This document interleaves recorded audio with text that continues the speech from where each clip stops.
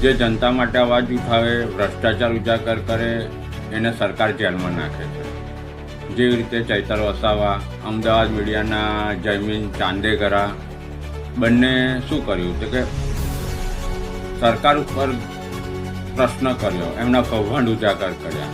એકે મનરેગા કૌભાંડ ઉજાગર કર્યું અને બીજાએ મુખ્યમંત્રીના વિસ્તારમાંથી દારૂનો અડ્ડો પકડ્યો, જે ભારતના ગૃહમંત્રી અમિત શાહનો સંસદીય વિસ્તાર છે.